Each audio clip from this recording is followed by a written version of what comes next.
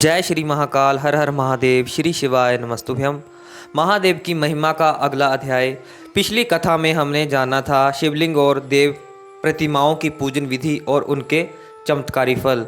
आज की कथा में आगे जानिए पूजा में कौन कौन से उपचार का विशेष महत्व है, भक्त को कौन सा फल और आशीर्वाद प्राप्त होता है और क्यों शिव पुराण में इन विधियों को सबसे श्रेष्ठ माना गया है।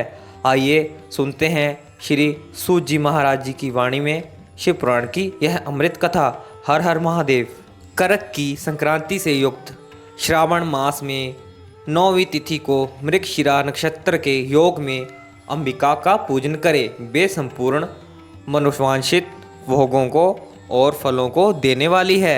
ऐश्वर्य की इच्छा रखने वाले पुरुष को उस दिन अवश्य उनकी पूजा करनी चाहिए।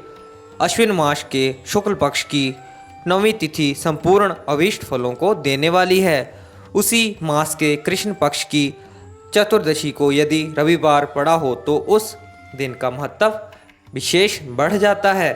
उसके साथ ही यदि आद्रा और महाआद्रा सूर्य संक्रांति से युक्त आद्रा का योग हो तो उक्त अवसरों पर की हुई शिव पूजा का विशेष महत्व माना गया है। माँ कृष्णा चतुर्दशी को की हुई शिव की पूजा संपूर्ण अभीष्ट फलों को देने वाली है। वह मनुष्यों की आयु बढ़ाती है, मृत्यु कष्ट को दूर हटाती है और समस्त सिद्धियों की प्राप्ति कराती है। ज्येष्ठ मास में चतुर्दशी को यदि महाद्र का योग हो अथवा मार्गशीर्ष मास में किसी भी तिथि को यदि आद्रा नक्षत्र हो तो उस अवसर पर विभिन्न वस्तुओं की बनी हुई मूर्ति के रूप में शिव की जो 16 उपचारों से पूजा करता है उस पुण्य आत्मा के चरणों का दर्शन करना चाहिए। भगवान शिव की पूजा मनुष्यों को भोग और मोक्ष देने वाली है, ऐसा जानना चाहिए। कार्तिक मास में प्रत्येक बार और तिथि आदि में महादेव जी की पूजा का विशेष महत्व बताया गया है। कार्तिक मास आने पर विद्वान पुरुष दान, तप, होम, जप और नियम आदि के द्वारा समस्त देवताओं का षोडशोपचारों से पूजन करें। उस पूजन में देव प्रतिमा, ब्राह्मण तथा मंत्रों का उपयोग आवश्यक है। ब्राह्मणों को भोजन कराने से भी वह पूजन कर्म संपन्न होता है। पूजक को चाहिए कि वह कामनाओं को त्याग कर पीड़ा रहित शांत हो देव आराधना में तत्पर रहे। कार्तिक मास में देवताओं का यजन पूजन समस्त भोगों को देने वाला, व्याधियों को हर लेने वाला तथा भूतों और ग्रहों को विनाश करने वाला कहा गया है। कार्तिक मास में रविवार को भगवान सूर्य की पूजा करने और तेल तथा सूती वस्त्र देने से मनुष्यों के कोढ़ आदि रोगों का नाश होता है। हरी काली मिर्च, वस्त्र और खीरा आदि दान और ब्राह्मणों की प्रतिष्ठा करने से क्षय के रोग का नाश होता है। दीप और सरसों के दान से मिर्गी का रोग मिट जाता है। कृतिका नक्षत्र से युक्त सोमवार को किया हुआ शिवजी का पूजन मनुष्यों के महान दारिद्र्य को मिटाने वाला और संपूर्ण संपत्तियों को देने वाला होता है। घर की आवश्यक सामग्रियों के साथ गृह और क्षेत्र आदि का दान करने से भी उक्त फल की प्राप्ति होती है। कृतिका युक्त मंगलवार को श्री स्कंद का पूजन करने से तथा दीपक एवं घंटा आदि का दान देने से मनुष्य को शीघ्र ही वाक सिद्धि प्राप्त हो जाती है। उनके मुंह से निकली हुई हर एक बात सत्य होती है। कृतिका युक्त बुधवार को किया हुआ श्री विष्णु जी का यजन तथा दही भात का दान मनुष्य को उत्तम संतान की प्राप्ति कराने वाला होता है। कृतिका युक्त गुरुवार को धन से ब्रह्मा जी का पूजन तथा मधु, सोना और घी का दान करने से मनुष्यों के भोग वैभव की वृद्धि होती है। कृतिका युक्त शुक्रवार को गजानन श्री गणेश जी की पूजा करने से तथा गंध, पुष्प एवं अन्न का दान देने से मानवों के भोग्य पदार्थों की वृद्धि होती है। उस दिन सोना चांदी आदि का दान करने से वंध्या को भी उत्तम पुत्र की प्राप्ति होती है।